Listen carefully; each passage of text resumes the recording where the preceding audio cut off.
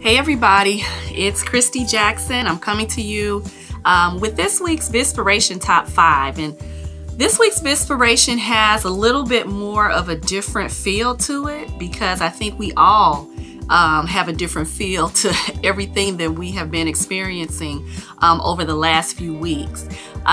You know, it's caused us to make different decisions and think differently about how we approach life in general.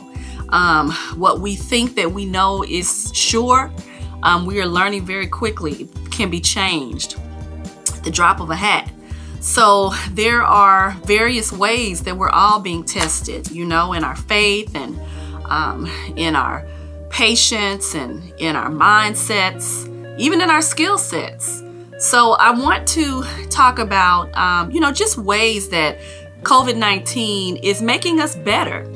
I don't want to focus on the negative because there's plenty of that out there.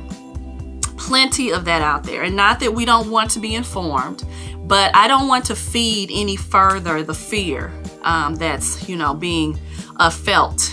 It's literally palpable. You can feel it. You can sense it.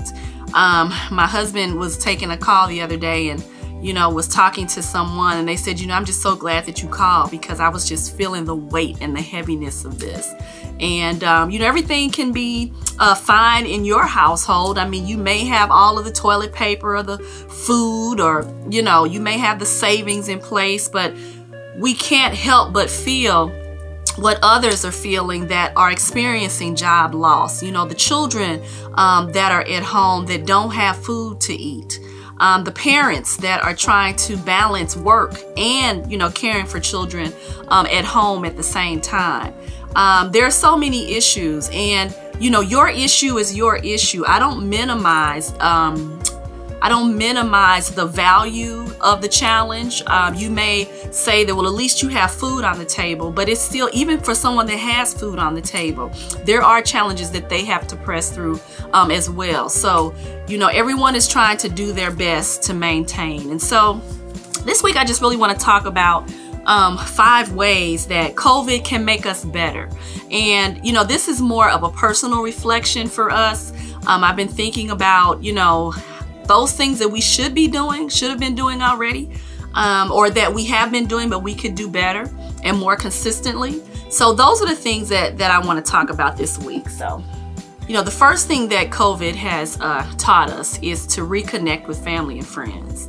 And, you know, with the pace of our work, it is so easy to not pick up that phone or not just go and sit and talk about nothing with friends and family because, you know, you see that task list before you and, you know, you have that idea in your head that if you don't work, you don't eat. But it is important to rekindle those relationships because really people matter more than any of the work that you're doing because they really are the reasons why we're doing the work. And, you know, you've heard it many, many times before. When you're laying on that deathbed, you're not going to be thinking about, you know, all the money that you made. You're really going to be thinking about the quality of those relationships that you're leaving behind or those relationships that you could have spent more time with. So while we have the time to do it, connect with the people that you love. Make a phone call. You know, we can gather groups of 10 or smaller. So, you know, even if it's a visit for a short while, you know, just keep those hands washed. If you have to wear your mask, do that. But people are really what matter. And if you are not comfortable getting out, you know, I understand we've been quarantined and we have to use wisdom with that. Make a virtual connection, you know, but at least they can see your face, they can hear your voice, and they can sense your energy and your love through the conversation that you're having with them. So, you know, reconnect with those people that you haven't talked to within 6 months. And you know what? Sometimes you feel like, I haven't talked to this person. They're not going to want to hear from me. They will. They will. There's never a better time to rekindle a relationship than now, than today. It's never too late. So make that connection, pick up that phone, reach out to that person and let them know that you're thinking about them. You just want to make sure that they are okay. Number 2 is ask for what you need. There are a lot of needs. There are a lot of needs. But I cannot presume to know what those needs are unless you tell me. We have to be open and vulnerable to ask for the help that we need. And that's something that we can learn and do better. That's what COVID-19 is teaching us. Have to put that pride down, have to put that fear down, those assumptions, you know, that people don't care. People care. We want to help. But oftentimes you just don't know what to do or how to help. So if you are open to ask for what you need, you will get the help that you need. Because in general, people do want to help. They want, and especially now, I've been seeing people so openly and freely offer to, you know, purchase groceries. And these are not organizations. These are individuals that are willing to, you know, buy groceries for families. These are individuals that are, you know, willing to watch kids or help teach kids during the day. So if you let your friends, your family, even, you know, your social media, your Facebook friends, your Instagram followers, you know, that is a community and a network as well. That is a great resource, so you have to let people know what you need in order for them to help you. And the third thing that we've learned is to try something new, to learn something new. And I know, you know, I've been seeing, you know, that over and over on various lists that are coming around, you know, how to handle COVID-19, what to do with all of this downtime, to learn something new. And there are 2 apps that my daughter uses that I've been learning about. And one is Duolingo. If you want to learn a new language, it will teach you, you know, through that app. I believe it's like repetition and, you know, quick tests that you can do. It'll help you learn a new language. And that's always just a good way to engage your brain. And it helps you pass the time too. And the other app is Elevate. So this is a time where you can, you know, learn a new skill set, reinvent yourself.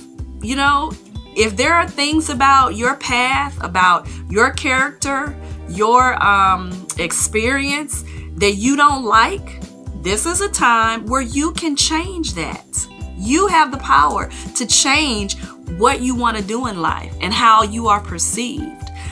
So it doesn't matter if you've been known as this person before today. You can change that.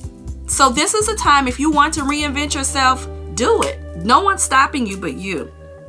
And so Elevate is a great app where you can, it's through gaming, and it teaches you various skills about, you know, different topics, more about critical thinking, like problem solving, science, math areas, and all of these can be applied across the spectrum.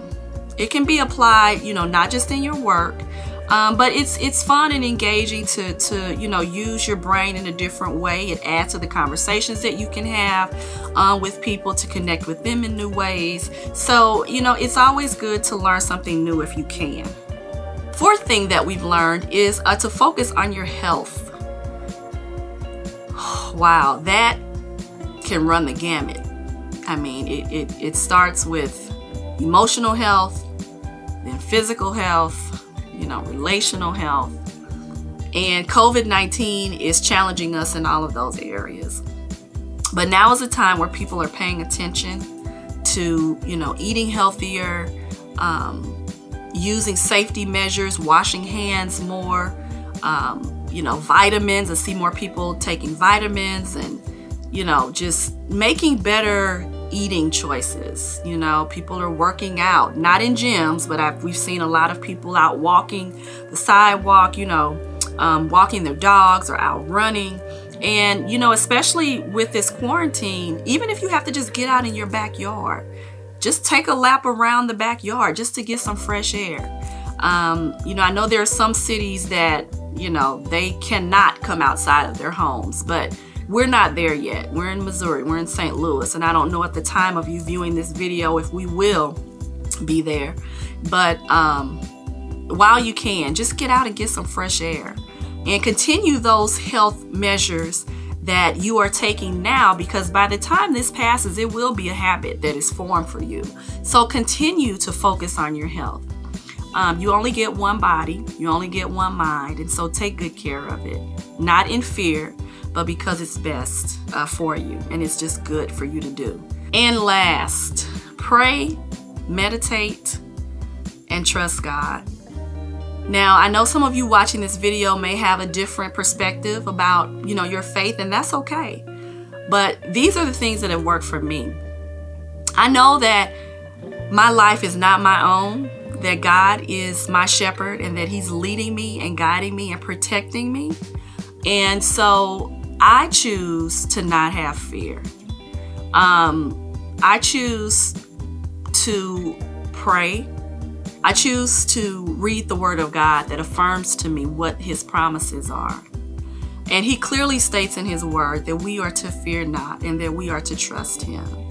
And, you know, nothing is new under the sun. This is not the first pandemic that we have had and, you know, or will have. I would project to say before the end of time that we will have. But God has given us everything that we need to sustain. And so you can choose if you know, want to navigate through this in fear, or you can choose if you want to navigate through this in faith. And when you get to those spaces where, you know, the anxiety kicks in or the fear kicks in, make that a time where you begin to pray for someone else. Because when we take our minds off of our situations, it helps to turn things around. So use that as a time to thank God for what you do have, and that He has kept you safe and that He has protected you. But begin to pray for those who have uncertainty with their jobs. You know, those who are trying to make decisions about, you know, childcare, that God will open up, you know, ways and of favor and resources for them. And He is doing just that. I'm going to leave in the description a list of resources that we have found that have been shared for, you know, the elderly, for, you know, entrepreneurs and business owners that are trying to keep their businesses afloat. And just so that you are clear on the details and the specifics of the spread of COVID-19. Because a lot of this is hearsay. And so, you know, go to the websites where you can actually see the data. I will include those links in the description, as I said, so that you are clearly aware.